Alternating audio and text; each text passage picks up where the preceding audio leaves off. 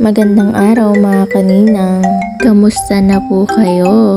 Ito na naman ang inyong kaninang may lakad na naman. Outfit check muna tayo. Ito nga palang Chalister ay nabili ko lang sa Shopee. Yung sapatos naman 585 na suot na yan. Pero nakakalimang laba pa lamang. Babalikan ko nga pala yung result para sa laboratory ni Utoy. At dito nga pala tayo sasakay sa Cochikel ng Hari. At syempre ang ating driver ang sweet lover na si Jomel. Kasama nga pala ang kanyang misis na si Leslie. Abay sana all may jowa. Sumabay lang ako sa kanila dahil magpapa-check up daw si Leslie.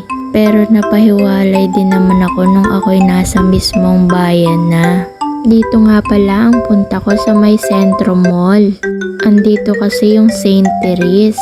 Bali kahilera nga pala ito ng Mang Inasal, Red Ribbon, Dunkin Donut at siya yung pinakadulo. In short, katabi ng Jollibee. Pagkakuha ko nga ng result ay pumunta na ako kay Doktora Delicana dahil nga ang kanyang clinic hours lang ay hanggang 1:00. Pagdating ko nga ay madami pa ring pila. For the vlog pa rin naman kahit naantok na, pero nakatago naman yung camera kasi nga nahihiya pa naman ang kaninang nyo. After a couple of hours, uy, English yun lang. Ayan at ako naman yung sumunod na pumasok.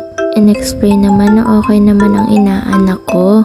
Viral daw na pagtatay lang yung na-experience niya. Uy, sana all nagwa-viral. Ay, charot. Naloka naman ako sa tanong ni Doktora at sa sagot ko. Breastfeeding ka? Hindi pa. O diba, napagkamalan pa akong nanay ng inaanak ko. Siguro ang tingin sa akin ni Doktora talagang may anak na. Kasi naman pati buhok gulo-gulo na. Nang makabili nga ako ng reseta ni Doc ay pinaayos ko naman itong relo ni Lola Gets. Ito nga at binantayan ko baka mabawasan pa ang kinang ng relo na iyon. Maya-maya nga ay tumawag na sa akin sina Jomel. Uuwi na daw sila kaya sasabay na ako pero dadaan muna sila sa may City Hall para kuhanin ng prangkisa. Naalala ko naman itong aking kumare nang dumating kami dito sa City Hall. Dito nga pala siya nagtratrabaho kaya tinawagan ko siya. Tingnan mo naman kaninang at sobrang init na talaga ng panahon dito. At dahil tamad magdala ng payo ang ninang mo, ayan for the takbo ang person. Habang iniintay kong lumabas ang aking kumare, ipapakita ko sa inyo itong napakalaking puso sa may City Hall. Tingnan mo at napakaganda nito. Maya-maya nga ay dumating na din ang aking kumaring si Jessa. Syempre, maritesan about life. Eto na nga pala yung dalawa kong kasama. Dala-dala na nila yung bagong prangkisa ng Cochikel. Ganito pala yung pinaka-view na makikita mo sa City Hall. Sobrang ganda talaga ng puso ngayon.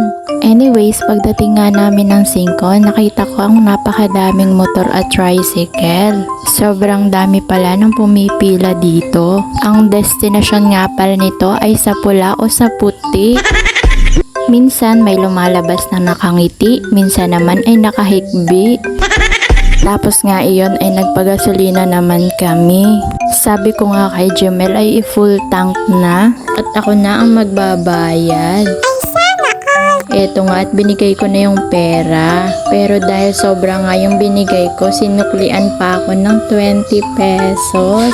Fast forward, dito nga pala kami dumaan sa mismong bayan ng Bako.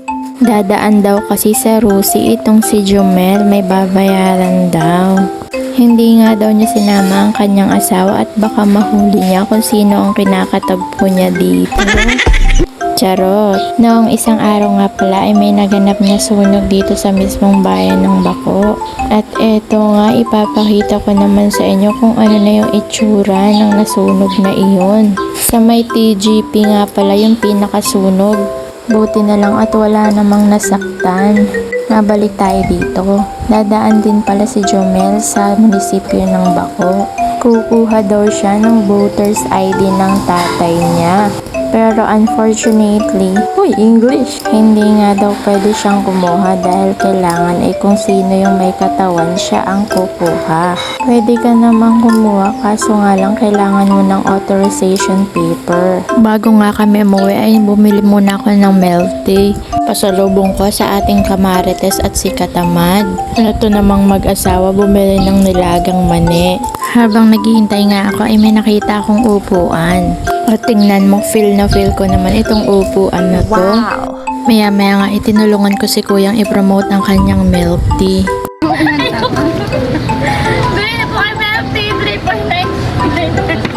O diba, hiyang-hiya ako sa ginawa ko. Napasilip pa nga dyan yung nagagawa ng milk tea dahil sa kalokohan ko. Pagdating ko nga sa bahay ay sinalubong ako ng aking kamarites na si Michelle. Eto naman si Ian, busy sa kanyang nilalaro. Andito din pala si Ate Vivian. Sabi ko nga kay Lola Gets, i-shoutout si Kuya Ronnie. Kaso nga lang nahihiya daw siya kaya ako na lang. Shoutout sa'yo Kuya Ronnie Mendoza. Salamat sa 10 stars. God bless you po.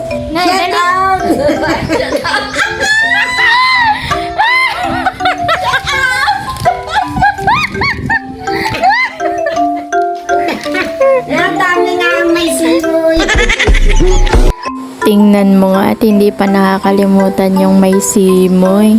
Dumating nga pala ito si Chanel kasama ang kanyang yoyo Jamesy. Ito namang si Lola Gets. Minumustra niya kung paano uminom ng milk tea si Ian. Tingnan mo at kanyang mustra ay kanya ding tawa. Anyways mga kaninang, salamat sa panonood.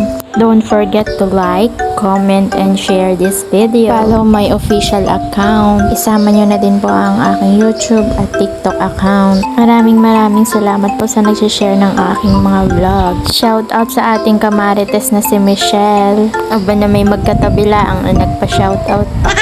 Ito muli ang inyong ninang na nagsasabing aanhin mo ang pera kung may ninang kang maganda.